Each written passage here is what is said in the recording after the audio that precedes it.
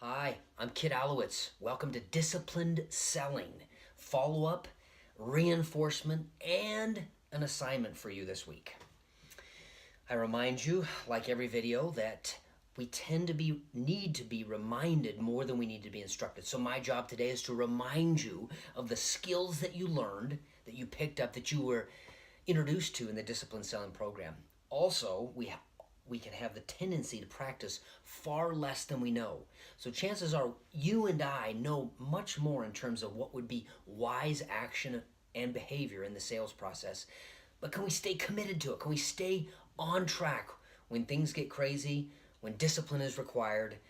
And so here we are today. So I'd like to talk about one of my favorite concepts. This one also is one that I struggle with, that I've tried to master, and hopefully you'll consider adding it to your repertoire so it becomes second nature. And here's where it lands. Slow down for yellow lights.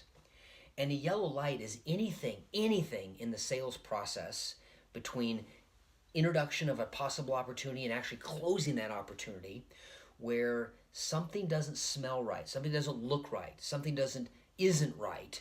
And instead of blowing through it and just saying, it'll work itself out, or I'm going to deal with that later, I'm asking you to consider slow down right there in that moment. If you think it, feel it, sense it, you've got to find a way to address it right then.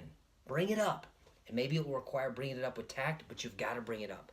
And there's a plethora of things that this example or this saying falls under, whether it has to do with uncovering the opportunity, discovering how much pain it actually is inflicting on the customer, discovering the time or the people or the money or the resources, uncovering who's making the decision, uncovering whether or not your product and solution can actually fit the kind of application that they're working on. All those scenarios come up that oftentimes require us to use this principle of slow down for yellow lights. Now, depending where you live in the world, some places have cameras at stop signs. So if you decide to blow through a yellow light, it'll catch you and send you a ticket.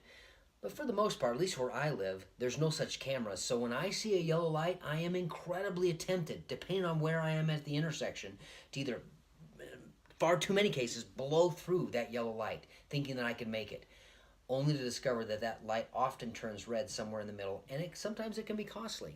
So the idea, the principle here is we could have increasingly more favorable outcomes in the sales process. We could increase our win rates and stop wasting unnecessary time if those moments where we feel that we are encountering yellow light, we can just feel it in our bones, we ought to find a way to address it right then, right now, bring it up with tact.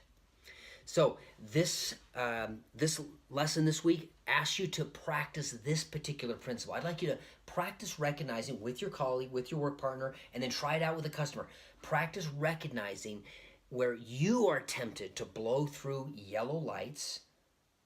In that moment, slow down, address them right then. Give it a try. See what happens. Does it require courage? Yes, it does. Does it require a lot of discipline? Yes, it does.